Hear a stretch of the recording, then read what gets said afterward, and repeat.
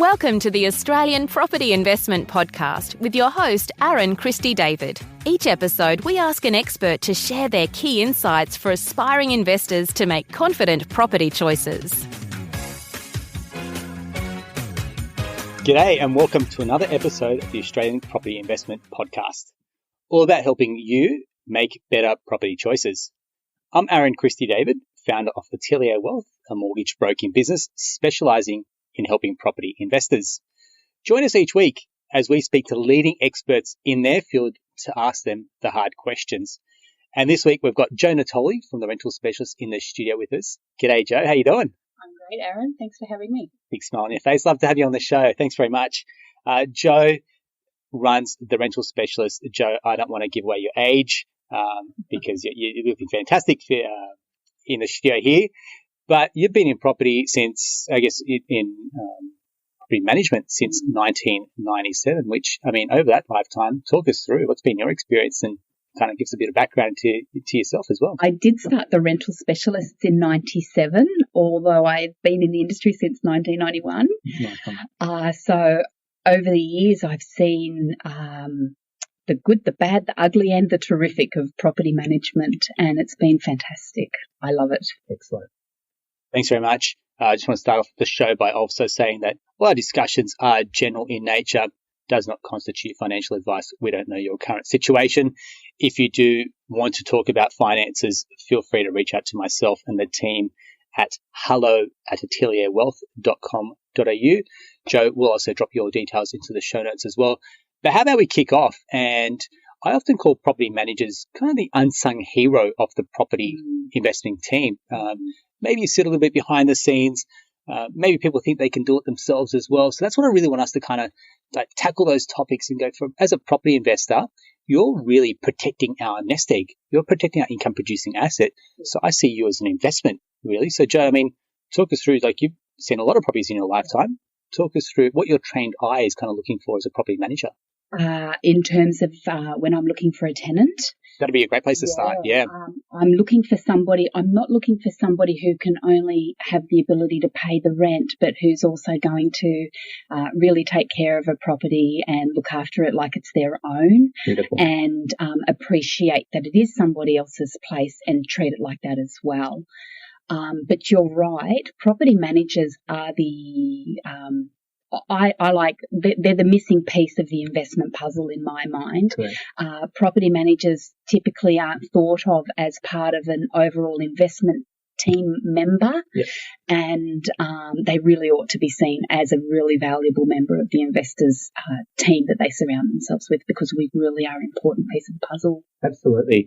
I think sometimes people judge a property manager by the lowest fee that they would charge, as opposed to, like, you actually want to pay a property manager more to take care of your property, the right tenant. They screen them, ongoing checks on the property as well, because they really are the feet on the ground to keep an eye and an ear out on your property, right? So talk us through kind of what is, like in any industry, there's good and there's great. So what is a great property manager doing?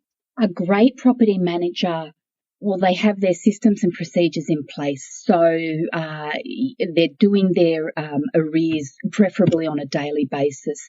They're really proactive with their repairs and maintenance and their periodic inspections. And when they're doing those periodic inspections, they will pick up those items that need attention so that they don't then become problems later on down the track. So we're here to maintain things, not just repair them when they become faulty or worn out.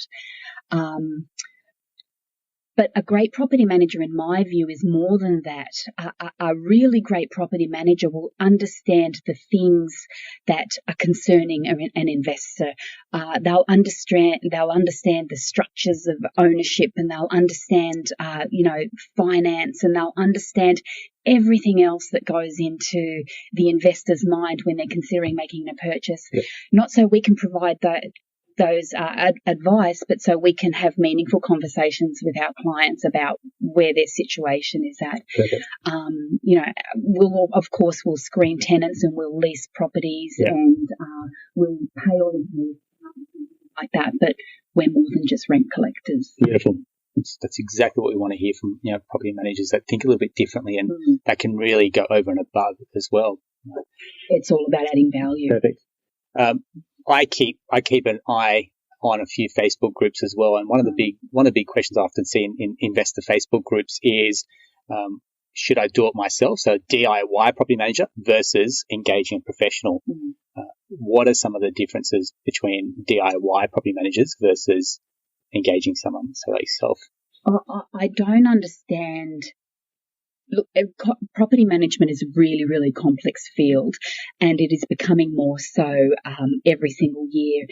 Just alone this year, we're seeing major change in the legislation that we operate under, and whether you're a DIY investor, property manager, or you're engaging a professional, you need to be updated with everything that's going on, and you need to operate within the framework of the legislation.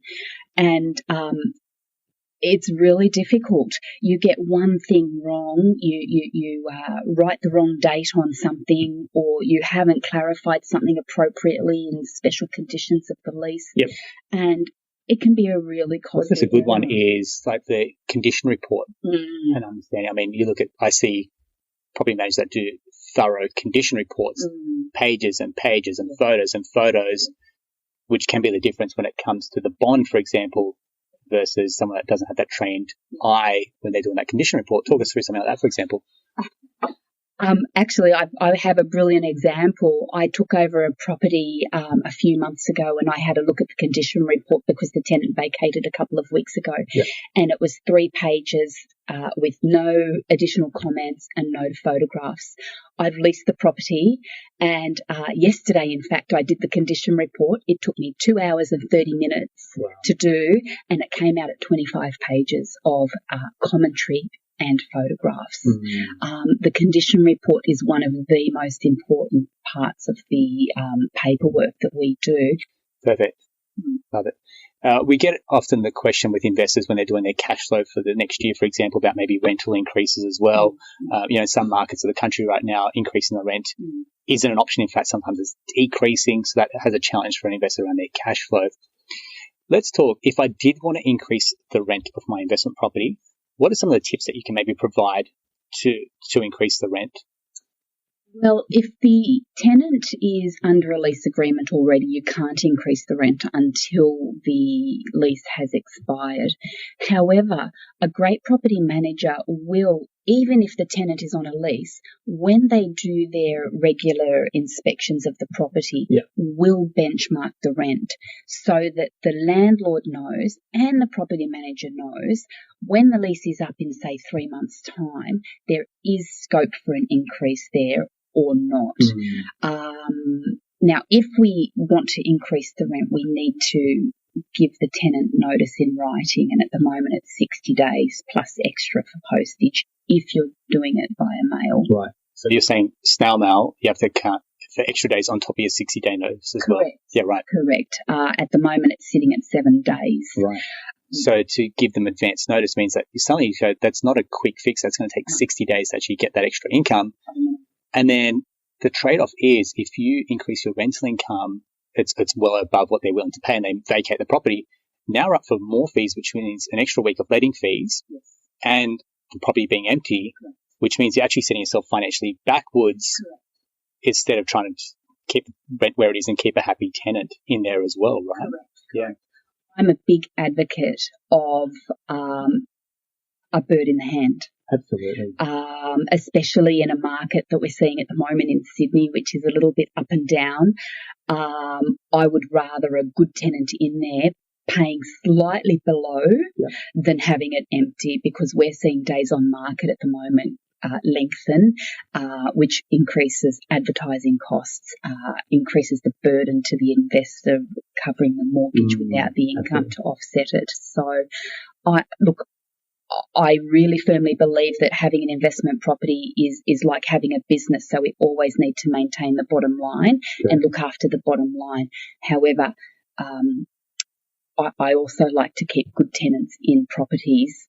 Correct. I mean, some of the key performance indicators as an investor is your rental yield, so as soon as you buy the property, you know what it gets, but then also looking at days, vacancy rates as well, and going a little bit deeper into what's the market rate for current rent?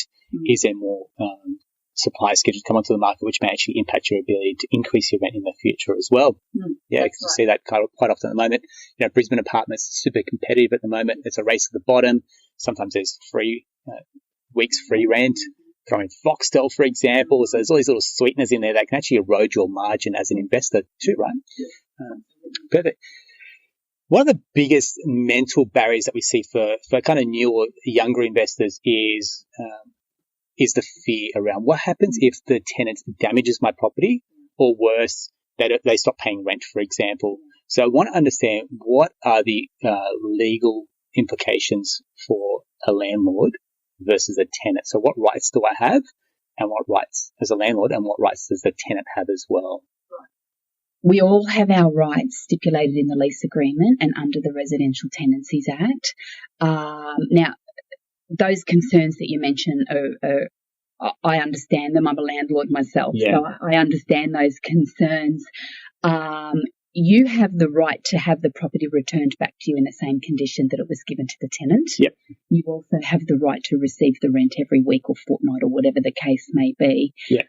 The tenant has the right to live in the property in exchange for the rent that they pay, but they don't have the right to damage it. But they do have the right to have things repaired as they are required to be repaired. In the case where something goes wayward, the very, very first indicator that I've found, and it's in 99% of circumstances, if a tenancy is about to go wayward, it starts with a rent arrears problem. Yeah, okay, perfect. Red flag straight away. Straight away. Yeah. So a great property manager will have systems in place that monitor on a daily basis the arrears situation. Not only that, though, they'll have a relationship with the tenant whereby the tenant can feel confident and comfortable to ring them and say, hey, I'm having a bit of a situation here. This is my problem. Yeah. What can we do? Perfect. So rather than putting the fear of God into your tenant, just being able to say, look, if there's a problem, let us know early on. Correct. We can advise the landlords. We can take preventative action. We can have contingencies in place in case something goes wrong. You really become that middle person between the landlord, the tenant, and you've got to play both sides of the field as well, really. Politically, you've got to keep your tenant on side, keep them happy, and you've also got to work in with your landlord who's effectively paying you, because that's ultimately your client. That's why it's such a difficult job. Absolutely. We are, make no mistake, we are here to represent the landlord and look after the landlord's interests. However, we don't have an effective investment property without a good relationship with a good tenant. It's a very fine line that you have to tread there. Very, very fine line. Which is why we always say experts are in this field. You're better off paying an expert instead of kind of DIY. Joe, thank you so much for sharing your insights. Really appreciate it. This obviously comes out of years of experience, the trained eye. So thank you very much. Love having you on the show. If you want to get in touch with Joe's details will be in the show notes as well. That's a wrap for this week. Thank you very much for joining us. If you loved the show, please leave us a review on iTunes. Feel free to share with your friends and family. Until next week, take it easy. Thanks very much.